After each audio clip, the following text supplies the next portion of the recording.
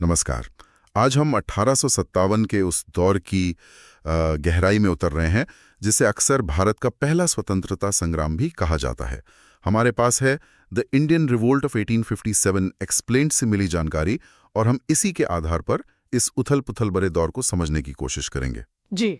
ये वो वक्त था जब ब्रिटिश ईस्ट इंडिया कंपनी के खिलाफ पहली बार इतने बड़े पैमाने पर एक संगठित विरोध दिखा। हाँ, और इसकी शुरुआत सिपाहियों से हुई थी। बिल्कुल, शुरुआत तो कंपनी की सेना में भारतीय सिपाहियों के विद्रोह से हुई, लेकिन देखते ही देखते इसकी लपटें उत्तर और मध्य भारत के बड़े हिस्से में फैल गईं।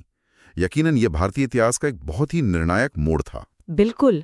हमारा इरादा है कि इस स्रोत के जरिए हम ये टटोलें कि इस बड़े विद्रोह के पीछे की जड़ें क्या थीं, कौन सी अहम घटनाएं हुईं और फिर आखिर में इसके नतीजे क्या निकले। हम कोशिश करेंगे कि पूरी तरह से इसी स्रोत में जो जानकारी है उसी पर टिके रहें। समझना जरूरी है कि इतना बड़ा विद्रोह किसी एक वजह से तो नहीं भड़का होगा। नहीं, बिल्कुल नहीं। इसके पीछे कई परतें थीं।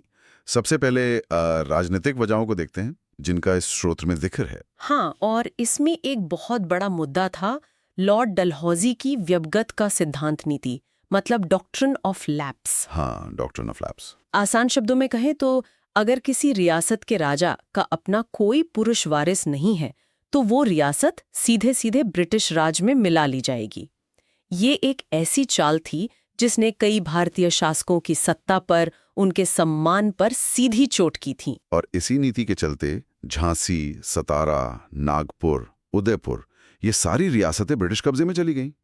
जाहिर है जिन राजाओं और राजकुमारों ने अपना राजपाट खोए उनके मन में गुस्सा तो हो गई। बहुत ज्यादा गुस्सा था।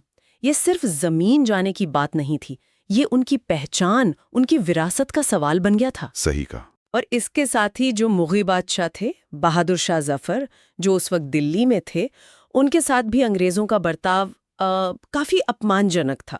उन्होंने ये तय कर दिया था कि उनके बाद कोई मुग़ल बादशाह नहीं कहलाएगा और उन्हें लाल किला भी खाली करना पड़ेगा। हाँ, ये भी था। और देखिए, भले ही मुग़ल बादशाहत की ताकत खत्म हो चुकी थी, लेकिन वो अभी भी भारत की संप्रभुता के एक प्रतीक तो माने ही जाते थे। तो उनका अपमान एक तरह से पूरे हिंदुस्तान का अपमान समझा गया। ये बात भी इस स्रोत में उभर कर आती है। हाँ, राजनीतिक वजहों के साथ साथ आर्थिक मोर्चा पर भी भारी असंतोष था। इस दस्तावेज से पता चलता है कि अंग्रेजों की जो आर्थिक नीतियां थीं, उन्होंने भारत के पारंपरिक उद्योगों की कमर तोड़ दी, खासकर कपड़ा और हस्तशिल्प। हाँ, बिल्कुल। ब्रिटेन में मशीनों से बना सस्ता माल यहाँ भर दिया गया, जिससे हमारे लाखों कारीगर बेरोजगार हो गए। और खेती किसानी का क्या हाल था? खेती किसानी पर लगान का बोझ बहुत ज्यादा बढ़ा दिया गया था। जो नई भू राजस्व व्यवस्थाएं आईं, उन्होंने किसानों को जमींदारों और साहूकारों के चंगुल में फंसा दिया। नतीजा ये हुआ कि किसान गरीबी और कर्ज के जाल में बुरी तरह उलझते चले गए। तो साफ है कि भारत के संसाधनों का इस्तेमाल बस ब्रिटेन की तिजोरी भरने के लिए हो रहा था। बिल्कुल, ये एक तरफा लूट थी जिसने आम आदमी की जिंदगी मुश्किल कर दी थी। और फिर सेना के अंदर की बात करें, वहां भी सब ठीक नहीं था। यहाँ चीजें और भी पेचीदा हो जाती हैं, है ना? हाँ, बिल्कुल। भारतीय सिपाहियों के साथ दोयम दर्जे का बर्ताव तो आम बात थी। वो अंग्रेजों के लिए लड़ते थे, पर उन्हें बराबरी का हक कभी नहीं मिला। उन्हें अंग्रेज सिपाहियों के मुकाबले कम तनख्वाह मिलती थी, तरक्की के मौके तो न के बराबर थे, और नस्लीय भेदभाव, अपमान, ये सब रोज की बात थी। अंग्रेज अफसर उन्हें हिकारत से देखते थे। जी। इसके अलावा एक और बड़ा मुद्दा था सिपाहियों को समंदर पार विदेश में लड़ने के लिए भेजना। उस जमाने में बहुत से भारतीय, खासकर ऊंची जाति के हिंदू, समंदर पार जाने को अपना धर्म भ्रष्ट होना मानते थे। तो ये उनकी आस्था और सामाजिक मान्यताओं पर सीधा हमला था। इन सबके ऊपर थे सामाजिक और धार्मिक कारण। शायद इन्होंने ही बारूद में आग लगाई। हाँ, कह सकते हैं। अंग्रेजों ने कुछ ऐसे सुधार कानून लागू किए, जैसे सती प्रथा पर रोक या विधवा पुनर्विवाह को कानूनी मान्यता देना। अब देखिए, आज हम इन्हें प्रगतिशील मानते हैं, लेकिन उस समय के रूढ़िवादी समाज के एक बड़े तबके ने इसे अपनी परंपराओं और धर्म में सीधा दखल समझा। बिल्कुल। और साथ ही एक डर भी लोगों के मन में बैठ गया था कि अंग्रेज सबको ईसाई बनाना चाहते हैं। ईसाई मिशनरियों की गतिविधियां बढ़ रही थीं। कुछ अंग्रेज अधिकारियों के बयान भी ऐसे थे। इसने इस डर को और हवा दी। और फिर, जैसा कि इस स्रोत में भी जिक्र है, वो मुद्दा आया जिसने आग भड़का दी, चर्बी वाले कारतूस। हाँ, वो एनफील्ड राइफल। फील्ड राइफल आई थी और अफवाह ये फैली कि उसके कारतूसों पर गाय और सूअर की चर्बी लगी है। और उन्हें राइफल में डालने से पहले दांतों से काटना पड़ता था। यही।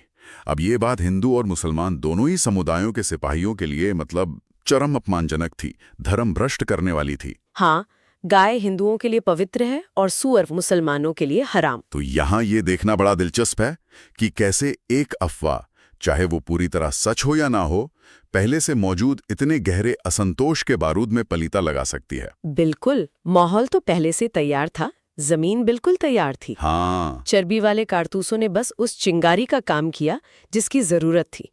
जो सालों से गुस्सा और तकलीफ जमा हो रही थी, वो अब फटने को तैयार थी। तो विद्रोह की वो तात्कालिक चिंगारी जिसका जिक्र इस स्रोत में है, वो मार्च 1857 में बैरकपुर छावनी में दिखी थी, लेकिन असली धमाका मेरठ में हुआ। हाँ, मेरठ में मई 1857 में।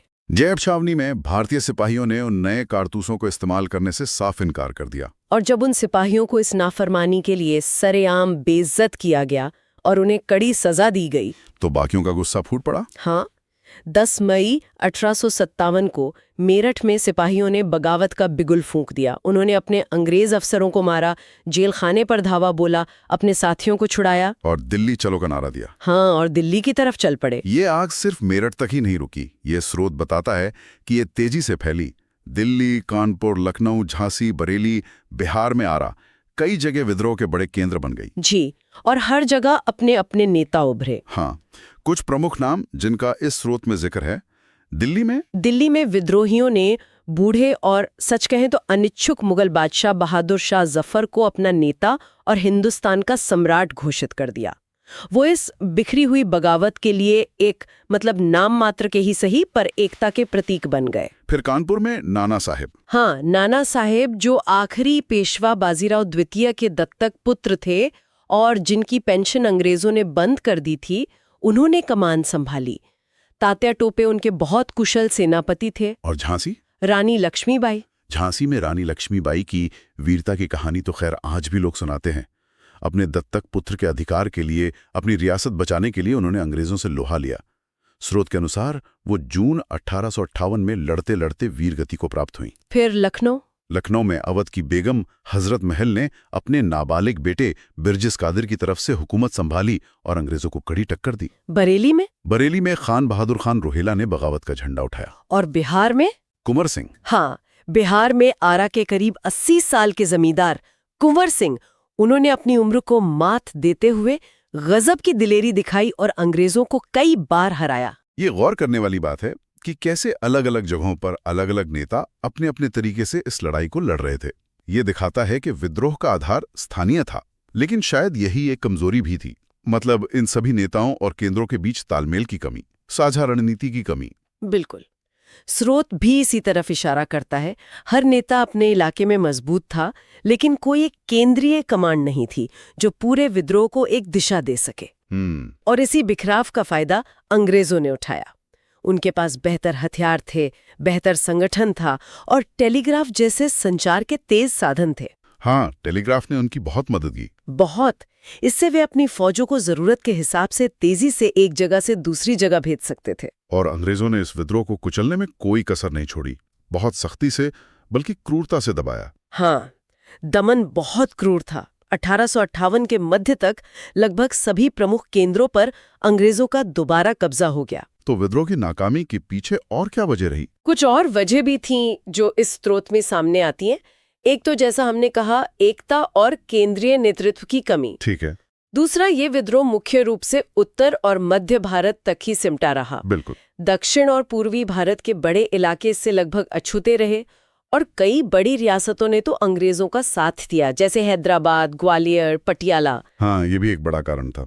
तीसरा, जो पढ़ा लिखा भारतीय वर्ग था, उसका भी एक बड़ा हिस्सा इस विद्रोह से अलग थलग रहा। तो इन सब कारणों ने मिलकर विद्रोह की हार तय कर दी। जी, अगर हम पूरी तस्वीर देखें तो ये साफ है कि उस वक्त एक संगठित राष्ट्रीय चेतना और एक अखिल भारतीय रणनीति के बिना इतने शक्तिशाली साम्राज्य को उखाड़ फेंकना बहुत मुश्किल था। तो फिर इस पूरे घटनाक्रम का हासिल क्या रहा? मतलब विद्रोह अपने तात्कालिक मकसद में तो कामयाब नहीं हुआ। नहीं, तात्कालिक मकसद में तो नहीं, लेकिन इसके नतीजे बहुत दूरगामी निकले।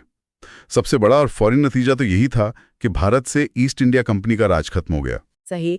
1600 में व्यापार करने आई एक कंपनी जो धीरे धीरे शासक बन बैठी थी, उसे आखिरकार हटा दिया गया। कमाल है। 1858 में ब्रिटिश संसद ने एक कानून पास किया और भारत का शासन सीधे ब्रिटिश क्राउन यानी ब्रिटेन की महारानी और सरकार के हाथों में आ गया। और महारानी विक्टोरिया का वो घोषणापत्र आया। हाँ, क्वींस प्रोक्लेमेशन। उसमें भारतीयों को कुछ दिलासा देने की कोशिश की गई थी। जैसे ये वादा किया गया कि अंग्रेज सरकार भारतीयों के धार्मिक मामलों में दखल नहीं देगी, उनकी परंपराओं का सम्मान करेगी और देसी रियासतों को भी भरोसा दिलाया गया कि अब उनके राज्यों को हड़पा नहीं जाएगा। मतलब वो डॉक्ट्रिन ऑफ लैप्स खत्म कर दी गई। अच्छा, उसे खत्म कर दिया। ये शायद उन रियासतों को साधने की कोशिश थी जिन्होंने विद्रोह में अंग्रेजों का साथ दिया था। हाँ, या जो तटस्थ रहे थे। प्रशासनिक ढांचे में भी बदलाव हुए। हाँ, बड़ा बदलाव आया। भारत के गवर्नर जनरल को अब वाइसरॉय कहा जाने लगा, जो सीधे ब्रिटिश क्राउन का प्रतिनिधि होता था। वही पहले वाइसराय बने। फौज का भी बड़े पैमाने पर पुनर्गठन किया गया। अच्छा, सेना में क्या बदलाव हुए? भारतीय सिपाहियों की संख्या के मुकाबले अंग्रेज सिपाहियों की संख्या बढ़ाई गई। खासकर तोपखाने जैसे जो महत्वपूर्ण विभाग थे, उन्हें पूरी तरह अंग्रेजों के नियंत्रण में रखा गया। और जिन इलाकों के सिपाहियों ने विद्रोह में ज्यादा हिस्सा लिया था, जैसे अवध, बिहार, मध्य भारत, वहां से भर्ती कम कर दी गई। और दूसरी जगहों से बढ़ाई गई? हाँ, गोरखा, सिख, पठान जैसी लड़ाका कौमों से भर्ती बढ़ाई गई, जिन्हें अंग्रेज ज्यादा वफादार मानते थे। लेकिन शायद सबसे गहरा और स्थायी असर, जैसा कि ये स्रोत भी इशारा करता है, वो ये था कि भले ही 1857 का विद्रोह कुचल दिया गया, इसने अनजाने में ही सही भारतीय राष्ट्रवाद की भावना को जगाने में एक अहम भूमिका निभाई। हाँ, इसने पहली बार इतने बड़े पैमाने पर लोगों को एक साझा दुश्मन के खिलाफ खड़ा किया था। इसने अंग्रेजों के अपराजय होने का जो भ्रम था, उसे भी तोड़ा। बिल्कुल, इस विद्रोह ने भविष्य के स्वतंत्रता सेनानियों के लिए एक मिसाल कायम की। भले ये कोशिश नाकाम रही, लेकिन इसने दिखा दिया कि अगर भारतीय एकजुट हों तो वे अंग्रेजी हुकूमत को चुनौती दे सकते हैं। और जो नेता इस संघर्ष में उभरे, रानी लक्ष्मीबाई, तात्या टोपे, नाना साहेब कुंवर सिंह, बेगम हजरत महल, वे राष्ट्रीय नायक बन गए। हाँ, उनकी कुर्बानियों की कहानियां पीढ़ी दर पीढ़ी सुनाई जाने लगी और उन्होंने आजादी की लड़ाई की प्रेरणा को जिंदा रखा। इसने कहीं ना कहीं ये सवाल जरूर खड़ा किया कि क्या हम एक राष्ट्र के तौर पर अपनी किस्मत खुद तय कर सकते हैं?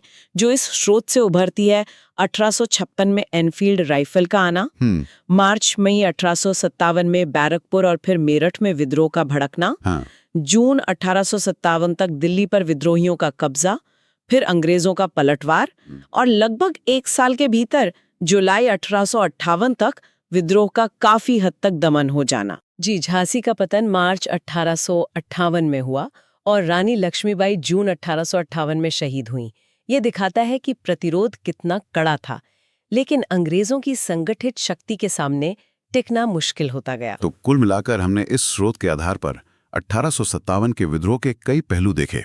इसके पीछे की राजनीतिक, आर्थिक, सैनिक, सामाजिक और धार्मिक वजहें, हाँ। इसके मुख्य केंद्र और नेता, अंग्रेजों की प्रतिक्रिया और दमन, और आखिर में इसके नतीजे। और इस विश्लेषण से ये बात साफ उभरती है कि ये सिर्फ एक सिपाही विद्रोह या गदर नहीं था, जैसा कि कई अंग्रेज इतिहासकारों ने इसे कहा। नहीं, बिल्कुल नहीं। ये उससे कहीं ज्यादा गहरा और व्यापक था। ये कंपनी राज के खिलाफ पनप रहे तरह तरह के असंतोषों का एक मिला जुला विस्फोट था, जिसमें सिपाही, किसान, कारीगर, जमींदार, रजवाड़े, अलग अलग तबके अपनी अपनी वजहों से शामिल हुए थे। ये दिखाता है कि कैसे अलग अलग धागे मिलकर एक बड़े प्रतिरोध का ताना बाना बुन सकते हैं। बिल्कुल। भले ही 1857 अपने तात्कालिक लक्ष्य यानी अंग्रेजी राज को उखाड़ फेंकने में नाकाम रहा और भारत को आजादी के लिए अभी और 90 साल का लंबा सफर तय करना था। हाँ, वो सफर लंबा था। लेकिन यहाँ एक सोचने वाली बात रह जाती है। 1857 की यादें, उसकी सफलताएं और उसकी विफलताएं, इन्होंने आने वाले स्वतंत्रता सेनानियों के मन में एकजुट प्रतिरोध की सोच को कैसे प्रभावित किया होगा? ये एक अहम सवाल है। क्या 1857 के अनुभव के बिना भारत का बाद का स्वतंत्रता संग्राम वैसा ही होता जैसा हम जानते हैं? ये एक ऐसा सवाल है जिस पर विचार किया जा सकता है।